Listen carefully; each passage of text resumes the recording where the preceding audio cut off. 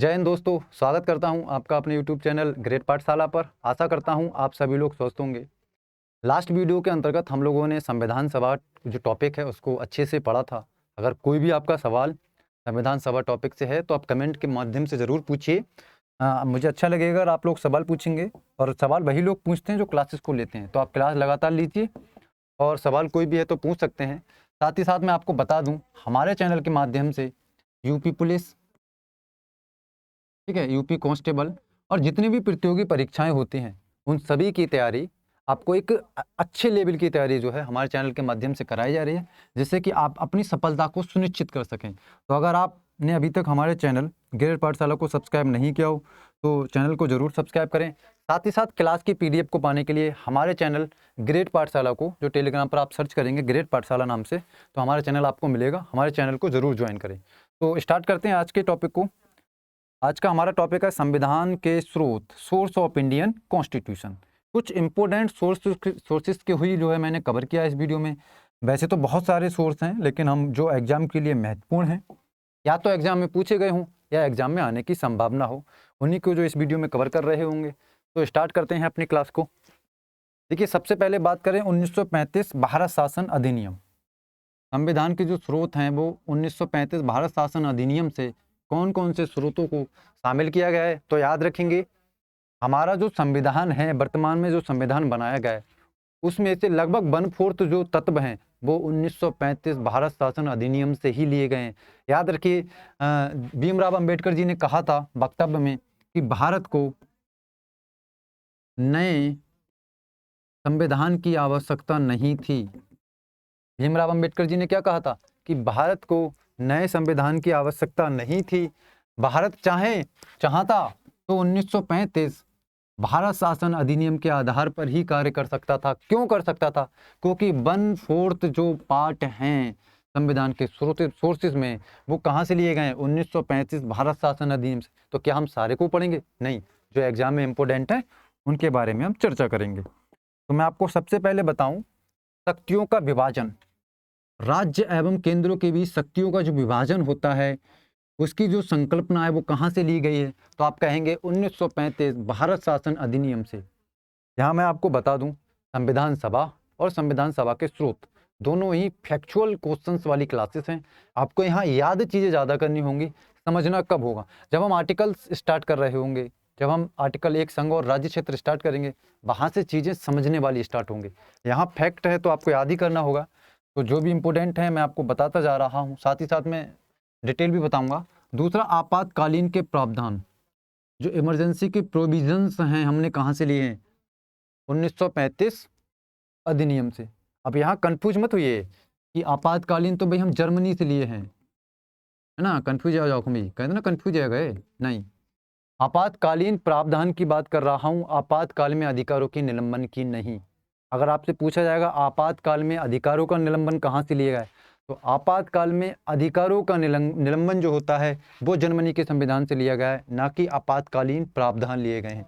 तो याद रखना है, आपातकालीन प्रावधान हमने कहाँ से लिए? 1935 भारत शासन अधिनियम से लिए हैं। नेक्स्ट है राज्यपाल का पद। राज्यपाल का पद, गवर्नर का जो पद है, हमने कहां से लिया है? आप कहेंगे 1935 भारत शासन अधिनियम से लिया गया है। सिविल सर्विस आयोग, सिविल सर्विस आयोग भी है, हमने कहां से लिया है? 1935 भारत शासन अधिनियम से। और अध्यादेश का प्रयोग करना, आप जानते होंगे जब संसद कार्य में नहीं होती है, संसद का अधिवेशन नहीं चल रहे होते हैं और कोई कानून जो है गवर्नमेंट को बनाना, गवर्नमेंट को लगता है ये कानून बनाना जरूरी है, तो अध्यादेश के माध्यम से सरकार क्या करती है? कानून का निर्माण करती है। वही अध्यादेश का प्रयोग करने की जो शक्ति है, जो पावर है, प्रयोग करने का जो तरीका है, वो किस संविधान से लिया गया है? तो 1935 भारत शासन अधिनियम से जो है वो लिया गया है, आपको याद रखना है। नेक्स्ट है, ब्रिटेन के संविधान से हमने क्या क्या चीजें ली हैं? देखिए, भारत ने क्या किया है, जो संविधान का निर्माण किया है, सभी देशों के संविधान का अध्ययन किया और जो भी अच्छी अच्छी चीजें, क्रीम सारी संविधानों की जो लोकतंत्र के लिए आवश्यक हैं, सभी की अच्छी अच्छी चीजें हमने अपने संविधान में शामिल कर ली। ठीक है, तो कहते हैं ना मिला जुला संविधान है सभी देशों का, इसलिए ही वो वक्तव्य दिया जाता है कि भारतीय संविधान सभी देशों के संविधान का मिला जुला संविधान है। क्यों है? क्योंकि हमने सारी चीज़ों से अच्छी अच्छी चीज़ें ले ली हैं। ठीक है, तो पहला, अब नेक्स्ट हम बात कर रहे हैं ब्रिटेन के बारे में, ठीक है। यूके से हमने क्या क्या लिया है, तो आप याद रखेंगे संसदीय शासन प्रणाली हमने कहाँ से ली है, यूके से ली है, ब्रिटेन से ली है। मैंने आपको बताया था एक संसदीय शासन प्रणाली होती है, एक अध्यक्षीय शासन प्रणाली होती है, दोनों में डिफरेंस भी बताया था। तो जो संसदीय शासन प्रणाली है वो हमने कहाँ से ली है, ब्रिटेन से ली है। विधि का शासन, लॉ ऑफ रूल, कहाँ से लिया है हमने, ब्रिटेन में, ब्रिटेन से लिया है। एकल नागरिकता, सिंगल सिटीजनशिप हमने कहाँ से ली है, आप याद रखेंगे ब्रिटेन से ली गई है। नागरिकता दो प्रकार की हो सकती है, एक तो क्या, एकल नागरिकता और एक दोहरी नागरिकता। तो अगर हम बात करेंगे भारतीय संविधान में नागरिकता का उल्लेख कौन से भाग में मिलता है, तो अब बताएंगे भाग 2 में नागरिकता का उल्लेख मिलता है। और जब हम नागरिकता की चर्चा कर रहे होंगे तो डिटेल में आपको बताया जाएगा एकल नागरिकता क्या होती है, दोहरी नागरिकता क्या होती है, भारत में किस प्रकार की नागरिकता है, साथ ही साथ जम्मू कश्मीर में किस प्रकार की नागरिकता थी, उसका उल्लेख भी हम वहाँ कर रहे होंगे। लेकिन आप याद रखेंगे जम्मू कश्मीर में भी वर्तमान की अगर बात की जाएगी तो एकल नागरिकता होगी, क्योंकि आर्टिकल 370 वहाँ से अब हट चुका है, ठीक है। तो एकल नागरिकता की बात क्या होती है, पूरे देश में नागरिक की एक ही नागरिकता होना एकल नागरिकता कहलाती है। जैसे हम भारत के नागरिक हैं, हम क्या कहते हैं, हम तो भारत के नागरिक हैं। आप ये थोड़ी कहते कि हम दिल्ली के नागरिक हैं, उत्तर प्रदेश के नागरिक हैं। आपसे पूछा कहाँ की आपकी सिटीजनशिप, तब क्या कहेंगे, हम भारतीय हैं। तो ये क्या होगी, एकल नागरिकता। यहीं हम कहें, एक व्यक्ति कहे हम भारत के नागरिक तो हैं, भारत के नागरिक तो हैं, लेकिन साथ ही साथ हम यूपी के भी नागरिक हैं, भारत और यूपी दोनों के नागरिक हैं, भारत की भी नागरिकता हमारे पास है, यूपी की भी नागरिकता हमारे पास है, तो यही क्या क्या हो जाएगी, दोहरी नागरिकता हो जाएगी। अगर ऑस्ट्रेलिया की बात करेंगे, सॉरी, अगर अमेरिका की बात कर रहे होंगे तो वहाँ किस प्रकार की नागरिकता है, दो प्रकार की नागरिकता है, प्रांतों की वहाँ अलग नागरिकता है। जबकि भारत में नागरिकता एकल है, एक प्रकार की है, हम भारतीय हैं। तो एकल नागरिकता कहाँ से ली गई, बहुत इंपॉर्टेंट है, ब्रिटेन से ली गई है। साधारण बहुमत प्रणाली भी कहाँ से ली गई है, ब्रिटेन से। और महान्यायवादी का पद जो है, अटॉर्नी जनरल का जो पद है, हमने कहाँ से लिया है, ब्रिटेन से लिया है। नेक्स्ट बात करें अमेरिका के बारे में, अमेरिका से हमने क्या क्या लिया है, अमेरिका के संविधान से प्रस्तावना, मौलिक अधिकार, राष्ट्रपति का निर्वाचन, प्रीएम्बल ऑफ इंडियन कॉन्स्टिट्यूशन का जो हमारे संविधान की प्रस्तावना है, हमने कहाँ से ग्रहण की है, यूएसए से। यहाँ याद रखेंगे प्रस्तावना की भाषा हमने ऑस्ट्रेलिया से ली है, जबकि प्रस्तावना कहाँ से, यूएसए से ली है। मौलिक अधिकार 12 से 35 तक जब हम आर्टिकल्स की चर्चा कर रहे होंगे, आर्टिकल 12 से 35 मौलिक अधिकार हमारे संविधान के द्वारा हमें दिए गए हैं, जिनका प्रयोग करके हम क्या कर सकते हैं, अपने विकास के लिए करते हैं, साथ ही साथ कुछ हमें अधिकार दिए भी गए हैं। नेक्स्ट है राष्ट्रपति का निर्वाचन तथा महाभियोग। कैसे राष्ट्रपति का निर्वाचन किया जाएगा, कैसे उसको पद से हटाया जाएगा, इन दोनों की जो प्रक्रिया है, निर्वाचन की प्रक्रिया और महाभियोग। भाई आपने जब राष्ट्रपति पढ़ते हैं तो बताया जाता है ना, आर्टिकल 61 के तहत 56 के अनुसार हम क्या लगा सकते हैं, महाभियोग लागू कर सकते हैं। कैसे भारत के राष्ट्रपति को उसके पद से हटाना है, ये सारी चीज़ों का क्या होता है, महाभियोग कहलाता है। तो इसका उल्लेख और निर्वाचन, कैसे राष्ट्रपति का चुनाव किया जाएगा, निर्वाचन किया जाएगा, इसकी भी जो स्रोत है वो कहाँ से लिया है, अमेरिका से लिया गया है। नेक्स्ट उपराष्ट्रपति, न्यायपालिका की स्वतंत्रता तथा न्यायिक पुनरावलोकन, जुडिशल रिव्यू भी हमने कहाँ से लिया है, यूएसए से लिया है। तो ये सारी इंपॉर्टेंट चीज़ें हैं जो आपको याद रखनी है। नेक्स्ट की बात करते हैं हम, जो इंपॉर्टेंट है हमारे एग्जाम के लिए।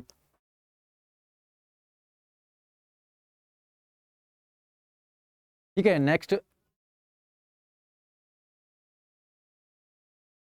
नेक्स्ट है आयरलैंड का संविधान।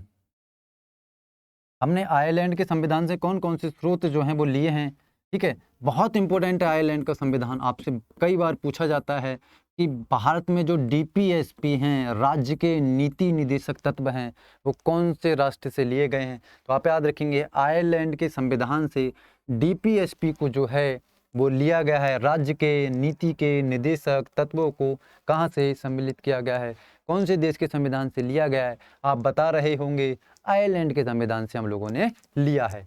नेक्स्ट है राष्ट्रपति की चुनावी प्रक्रिया। देखिए वहां हमने राष्ट्रपति का निर्वाचन लिया था और यहाँ क्या ले रहे हैं, चुनावी प्रक्रिया क्या होगी वो हमने कहाँ से ली है, राष्ट्रपति की, आयरलैंड के संविधान से। और राज्यसभा के सदस्यों का नामांकन भी हमने आयरलैंड से लिया। तो ये आप ना भी याद रखेंगे तो चलेगा, लेकिन ये याद रखेंगे राज्य के नीति निर्देशक तत्व और राष्ट्रपति की चुनावी प्रक्रिया। Next Canada. कनाडा के संविधान से हमने क्या क्या लिया है, एक बार बात कर लेते हैं। तो राज्य एवं केंद्र में शक्तियों का वितरण एवं केंद्र के प्रति कर्तव्य भूमिका। राज्य एवं केंद्र की शक्तियों का वितरण, किस प्रकार से केंद्र और राज्यों के बीच शक्तियों का बंटवारा किया जाएगा, किस प्रकार से केंद्र एवं राज्य के बीच शक्तियों का बंटवारा किया जाएगा और केंद्र के प्रति राज्य की क्या कर्तव्य भूमिका होगी, इसका जो हमने स्रोत है वो कहाँ से लिया है, कनाडा के संविधान से लिया है। मैं रिपीट कर रहा हूँ, राज्य एवं केंद्र की शक्तियों का वितरण, किस प्रकार से दोनों के बीच शक्तियों का बंटवारा होगा, साथ ही साथ राज्य का केंद्र के प्रति क्या कर्तव्य भूमिका होगी, उसका जो स्रोत है वो कौन से देश के संविधान से लिया है, कनाडा के संविधान से लिया है। नेक्स्ट है ऑस्ट्रेलिया। और मैंने आपको बताया उद्देश्य की जो भाषा है, उद्देश्य की भाषा नहीं, उद्देशिका की जो भाषा है, उद्देशिका, इसे आप कह सकते हैं प्रस्तावना की जो भाषा है हमने कौन से देश के संविधान से लिए, तो आप बता रहे होंगे प्रस्तावना की भाषा हमने कहाँ से ली है, ऑस्ट्रेलिया से। जबकि प्रस्तावना को कौन से देश के संविधान से लिया है, अमेरिका के संविधान से लिया है। ठीक है, नेक्स्ट बात करें, नेक्स्ट है जर्मनी के संविधान से। तो बात करते हैं जर्मनी के संविधान से हमने कौन कौन से स्रोत लिए हैं, सोर्सेस लिए हैं। देखिए, आपातकाल में मौलिक अधिकारों का निलंबन हमने कहाँ से लिया है, जर्मनी से लिया है। जब हम आर्टिकल्स पढ़ रहे होंगे, जब मौलिक अधिकार को 12 से 35 के बीच हम पढ़ रहे होंगे, तब मैं आपको बताऊंगा मौलिक अधिकारों का उल्लंघन हमने कौन से देश के संविधान से लिया है। आपातकाल जब लगता है तब हमारे मौलिक अधिकार जो होते हैं निलंबित हो जाते हैं, मतलब आपके मौलिक अधिकार लागू नहीं है। अब उस आधार पर कि हमारे मौलिक अधिकारों का उल्लंघन हो रहा है, इस आधार पर आप सुप्रीम कोर्ट में याचिका दायर नहीं कर सकते हैं, सुप्रीम कोर्ट में केस नहीं कर सकते हैं। कब, जब आपातकाल होगा। तो आपातकाल में मौलिक अधिकारों का जो उल्लंघन है हमने कहाँ से लिया, जर्मनी से लिया है। लेकिन साथ ही साथ मैं आपको बता रहा हूँ कौन से मौलिक अधिकार हैं या कौन सा मौलिक अधिकार है जो इमरजेंसी में भी निलंबित नहीं होता है। अगर आप लोग जानते हो तो कमेंट बॉक्स के माध्यम से ज़रूर बताएं कि ऐसे कौन से आर्टिकल्स या आर्टिकल है जो आपातकाल में भी उसका निलंबन नहीं किया जाता है। मौलिक अधिकारों का निलंबन राष्ट्रपति के द्वारा किया जाता है, ये भी सवाल आप याद रखेंगे। तो जर्मनी के संविधान से हमने क्या लिया, आपातकाल में मौलिक अधिकारों का निलंबन। जबकि आपातकाल के प्रावधान का 1935 के नियम से लिया था। एक बार रिवीजन करेंगे तो आपको मैं डिस्कस कर दूंगा। यूएसएसआर, अब आप कह रहे होंगे रूस क्यों नहीं लिखा, रूसी लिख देते। याद रखिए वर्तमान में आप सवाल जो है यूएसएसआर, ऑप्शन में आपको रूस अब नहीं मिलता है, ज़्यादातर यूएसएसआर ही मिलेगा। तो याद रखेंगे रूस के संविधान से हमने मौलिक कर्तव्य पंचवर्षीय योजनाएं जो हैं हमने कहाँ से ली हैं, रूस के संविधान से ली हैं। जब हम पंचवर्षीय योजनाएं पढ़ रहे होते हैं तब आपको वहाँ नोट करके लिखाया जाता है कि जो हमने पंचवर्षीय योजनाओं की जो पंचवर्षीय योजनाओं का जो उद्देश्य है या पंचवर्षीय योजनाएं लागू करनी चाहिए, ये कहाँ से लिया है, कहाँ से ग्रहण किया है, तो रूस के संविधान से ग्रहण किया है। तो आपको याद रखना है मौलिक कर्तव्य और पंचवर्षीय योजनाएं दोनों रूस के संविधान से ली गई हैं। साथ ही साथ दक्षिण अफ्रीका के संविधान की बात करें तो राज्यसभा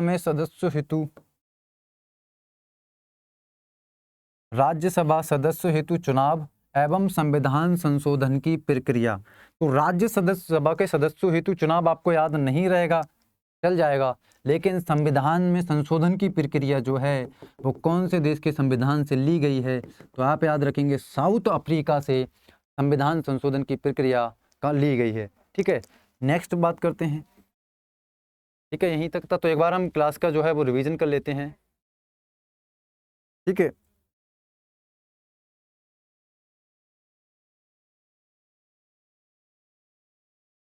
सबसे पहले हम लोगों ने चर्चा की भारत शासन अधिनियम से कि 1935 का भारत शासन अधिनियम से हमने कौन कौन सी चीज़ें ली हैं, तो शक्तियों का विभाजन, आपातकालीन प्रावधान, राज्यपाल का पद एवं सिविल सर्विस आयोग और अध्यादेश का प्रयोग, इन सभी का जो स्रोत है हमने कहाँ से लिया है, तो आप कहेंगे 1935 भारत शासन अधिनियम से लिया गया है। ब्रिटेन के संविधान से क्या क्या लिया है, संसदीय शासन प्रणाली, विधि का शासन, एकल नागरिकता, साधारण बहुमत प्रणाली और महान्यायवादी का जो पद है वो हमने ब्रिटेन के संविधान से लिया है। सारी चीज़ें मैं आपको डिटेल में समझा चुका हूँ। यूएसए के संविधान से प्रस्तावना, मौलिक अधिकार, राष्ट्रपति का निर्वाचन तथा महाभियोग और उपराष्ट्रपति, न्यायपालिका की स्वतंत्रता और न्यायिक पुनरावलोकन, जुडिशियल रिव्यू जो है वो यूएसए अमेरिका के संविधान से लिया गया है। फिर हम लोगों ने नेक्स्ट चर्चा की आयरलैंड के संविधान से कि आयरलैंड के संविधान से हमने क्या क्या क्या लिया है, तो आप कहेंगे राज्य के नीति निर्देशक तत्व लिए हैं, राष्ट्रपति की चुनावी प्रक्रिया ली है, राज्यसभा के द्वारा जो सदस्यों का नामांकन होता है उसकी प्रक्रिया भी हमने कहाँ से ली है, आयरलैंड के संविधान से ली है। ठीक है, साथ ही साथ मैंने फिर आगे आपको बताया कनाडा के संविधान से क्या लिया है, राज्य एवं केंद्र की शक्तियों का वितरण एवं केंद्र के प्रति राज्य के क्या कर्तव्य भूमिका होगी, उनका जो स्रोत है हमने कहाँ से लिया है, कनाडा से लिया है।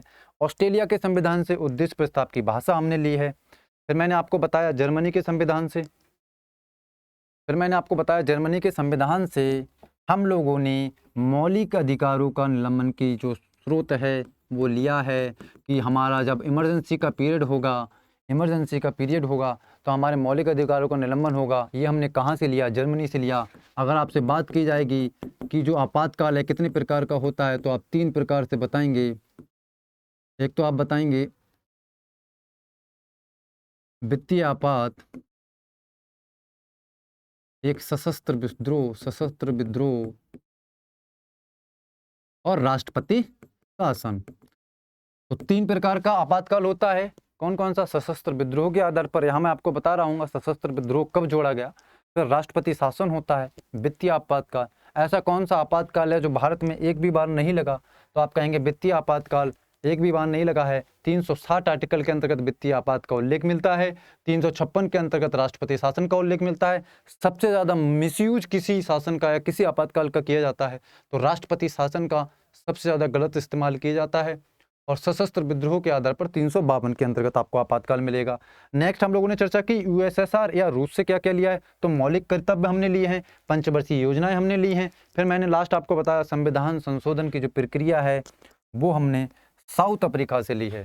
तो जितने भी महत्वपूर्ण संविधान के स्रोत हो सकते थे आपके एग्जाम के लिए, उन सभी को इस वीडियो में कवर किया है। एक बार आप क्लास को दोबारा देखेंगे और अगर क्लास आपने अच्छे से समझ ली हो तो मैंने आपको बताया कि अगर आपको क्लास की पीडीएफ चाहिए, ठीक है, क्लास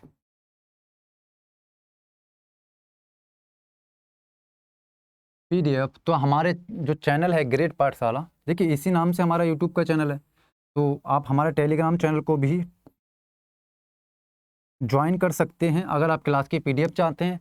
हमारी क्लासेस की जो पीडीएफ है आपको क्लास होने के 3 दिन के अंदर अंदर आपको हमारे टेलीग्राम चैनल पर मिल जाएगी। ठीक है, साथ ही साथ मैं आपको बता दूं, अगर आप लोगों ने अभी तक हमारे चैनल ग्रेड पाठशाला को सब्सक्राइब नहीं किया हो तो ज़रूर सब्सक्राइब कर लें, क्योंकि आपके एग्ज़ाम में महत्वपूर्ण भूमिका रहेगी हमारे जो क्लासेस हैं उनकी। तो सभी क्लासेस आपको अच्छे से प्रोवाइड कराई जा रही हैं, सभी को आप अच्छे से करते रहिए, अच्छे से पढ़ते रहिए और अपने लक्ष्य को जो है प्राप्त कीजिए। ठीक है, तो इस वीडियो को अब हम यहीं तक रखते हैं। नेक्स्ट क्लास में हम संघ और उसका राज्य क्षेत्र पर चर्चा कर रहे होंगे। आज की क्लास को यहीं समाप्त करते हैं। Thank you.